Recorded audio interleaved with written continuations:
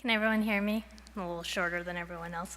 Hi, I'm Rashmi Singhal. I'm the Interim Director of Arts and Humanities Research Computing at Harvard University. So Harvard has been using IIIF since about 2013, and we've been using IIIF in specifically integrating it into our teaching and research since about 2015. It took us 2 years to really get things off the ground. And for those who are attending tomorrow, you'll learn even more. Two of my colleagues will be speaking a bit more on the development of IIIF at Harvard. But specifically, I want to talk about the ways we've been using it in teaching and research. And there are two components for teaching. There's HarvardX, which is the massive open online courseware. That's the group that develops those courses. And then there's also the residential courses, specifically for the undergraduates and graduate students. And so we've used IIIF in a variety of ways, such as comparing images, but where we've really spent a lot of time is annotations. We've been using it to facilitate conversations, and in the case of a MOOC, that means possibly facilitating conversations across thousands of students. We've also been using it to actually navigate a course. It's a sort of a different concept for how we present a course to the students, and we're actually also using it as a way to provide accessibility. So we're using annotations to actually describe images for those who might be visually impaired. So again, we're pulling those same annotation use cases into the residential courses, but then we're also extending it a bit further. Faculty often want to use their own images that they have collected over the years in the classroom. And so we're actually using, I should mention, we're using two different platforms for this. For HarvardX, we're using the edX learning management system, but for residential courses, we're using the Canvas learning management system. So there are also some challenges there of using two different platforms. We are also using, we just started using Emeka, including the IIIF plugin that was built by the University of Toronto. So that's now available to faculty. And then lastly, last fall, we actually used IIIF as a way to teach digital methods in the classroom for graduate students. So you've seen Mirador do comparisons, so we're going to skip that and move on to annotations. So this is an example from HarvardX, where again, this is an application that was built around Mirador, and so what the instructors can do is they can seed annotations, and then students can reply and engage with each other and try to answer the question, or if they have questions about and in this case this is a very long Chinese scroll, they can start to have a conversation with each other about what it is that they're looking at. There is supposed to be a video that is not playing. I apologize.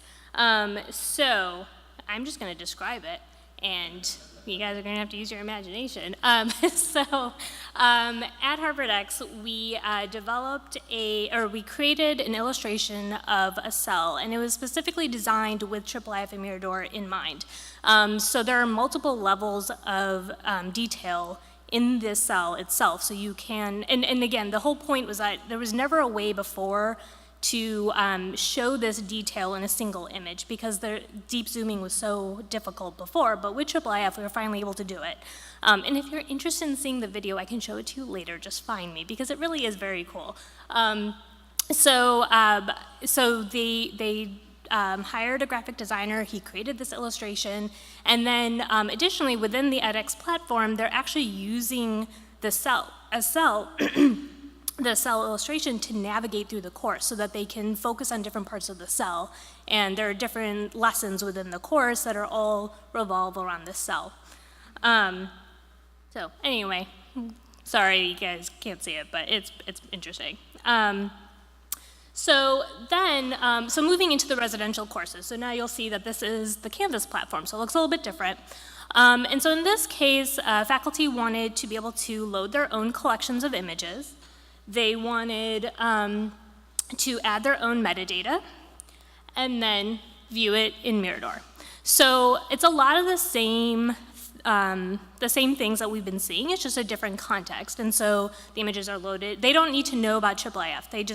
They upload their images, they add the metadata, it goes into an image server, and then they can view it in a stripped down Mirador viewer. And my colleagues tomorrow will actually talk about this in more detail because we're starting to add more features to it for the upcoming semester and school year. So this is being used in a few classrooms, and it's starting to, it was actually, the reason we did this was to replace an old platform and an old tool. So, you know, of course, that's often what happens in universities. You're just trying to replace what faculty like in the past iteration. And so, but this actually provides a lot more functionality, and so they've been pretty excited about it. And then lastly, we've talked a bit about Emeka. And so the Emeka was built, so the IIIF plugin was built at the University of Toronto, and so we've been using it as a way for students to build exhibits and then do annotations. So yes, that means that we're allowing students to annotate 2 different ways, which maybe not ideal, but they have different strengths and weaknesses, and this can be more of a public site, and when you build things in Canvas, it has to be protected, you know, behind a password. So this was a way to expose things, because it was actually meant to be a public website that students could then augment with their own information. And again, you know, what's so great about the IIIF community also is that everyone's making their software open source. So this didn't require any extra effort on Harvard's part. We were already planning on using Emeka. We had already been going through the process of making it a standard software available to faculty, and so we just had to add the plugin that the University of Toronto built, and you know, it worked, and that was really great. So faculty, again, we're very excited about that. So this was the newest thing that we explored last fall, which was teaching digital methods. So in this case, we had graduate students learning how to transcribe German medieval manuscripts into TEI, and so we built this web XML editor. And it's based on what Jeffrey Witt had built for his own students. So what we did was we embedded Mirador at the top, and then on the bottom, the students can type in the XML and they can view the XML on the other side. So the idea was to be teaching them, the digital method here is TEI, but they're also actually technically using GitHub without realizing it. So this is all integrated into GitHub and using the GitHub API because we didn't want to also set up a database. So this allows us to have each student be working on their own branch, and as they're quote unquote saving their document, they're actually doing a commit to GitHub. So even if they don't realize that, they've now learned GitHub. So they're learning multiple digital methods all through this single course. The one downside to doing this project is that these manuscripts are not available through IIIF. So we had to serve the images locally, and we had to handcraft the manifest ourselves. But the manifest editor that the Bodleian created was really useful in that. But I would much prefer if the institutions that own the manuscripts were actually exposing their content because, and I don't actually have a screenshot of it, but some of the images are really poor quality, and there was no way to rephotograph them. So if the institutions that own them could actually expose them themselves, then we could have much higher quality. So on to research. So I'm going to talk about a few different projects, and I'm actually going to talk about the Burns Antiphonor at Boston College first. And bear with me, I am not the expert on it, but no one from Boston College is here, and it's a really great project, so I wanted to highlight it for everyone here. And then we're actually going to look back at what I just showed with the XML editor and how it was then applied from a research perspective for the faculty member. And then there's also an exhibit that was in Boston, in the Boston area in 2016. The Burns Antiphonor, so it's available on the BC website. It's part of the Digital Scholarship Support Group at BC. And all of their code is open source, which is really great. Again, I think the community that's really bought into IIIF is also really bought into the open source community, and so it's really great. There are 119 parchment folios with text and notations, and the data is structured with MEI and XML. There's a lot more information, and I don't want to give you misinformation, so I'm not going to go any further, but you can all go to the website and look at it. I will give you a few screenshots of what it does. So this is, the main site, and what you can do is you have the images via IIIF on the left, and so you can do the deep zooming, and then you can view the incipits on the right, and they update as you're scrolling through the image and through the on the right. The other thing that they did was they contributed all of this data to the Cantus database. And what you can do with the Cantus database is search for melodic patterns. And so in this case, they searched for a melodic pattern in the Burns antiphonor, and they found a manuscript in Switzerland that has the same melodic pattern. And it's served from e-codices. They exposed their manuscript via IIIF. So you can now view both of these manuscripts in Mirador, and you can highlight these similar melodic patterns. So you're starting to see the ways that you can bring different resources together, and from a scholar point of view, that this is really great. So there we go.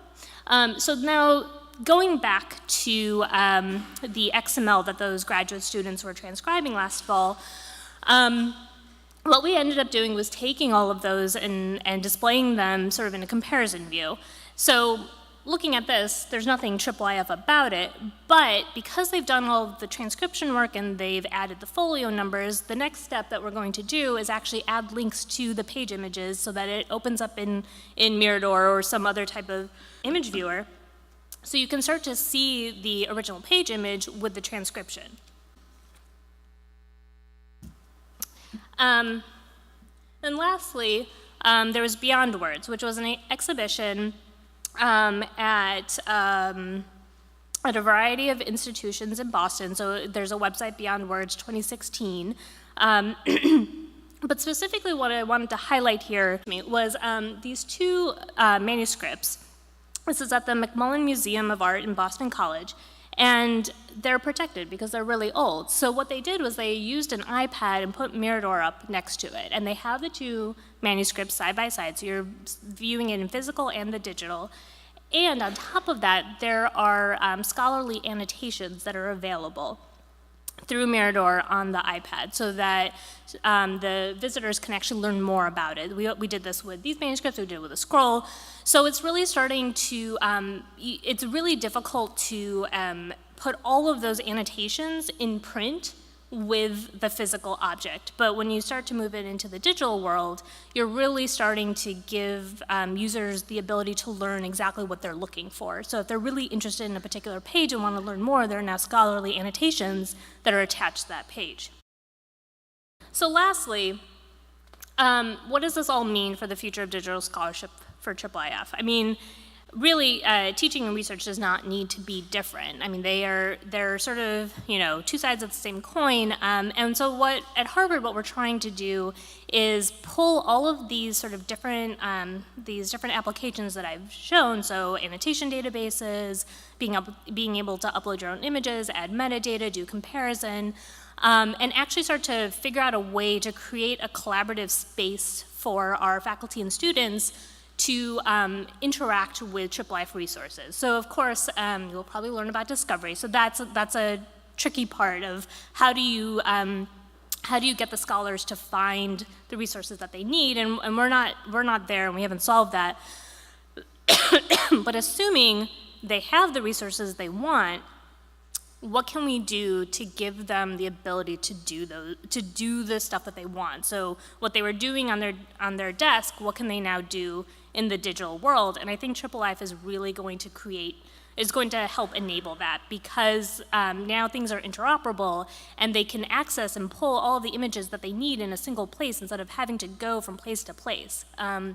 And so it's really powerful, and that's something that Harvard's really going to be focusing on in the next year, is how can we actually make this a reality for our faculty and students. Thank you. I particularly want to highlight some of the people who worked on all of these different projects. And there are so many more people at Harvard. This is just a few of them. We've really been at Harvard doing a cross-university effort to adopt IIIF. So no one is working on it in isolation. We have a working group, and so we're really trying to represent all the different parts of the university. And it's been really great because it means that, and you'll learn later today when another colleague of mine from the Harvard Art Museum speaks, we are trying to take advantage of also making IIIF interoperable within a university. And so that makes it really easy for our community to take advantage of all the Harvard resources that are now IIIF compatible. So, thank you.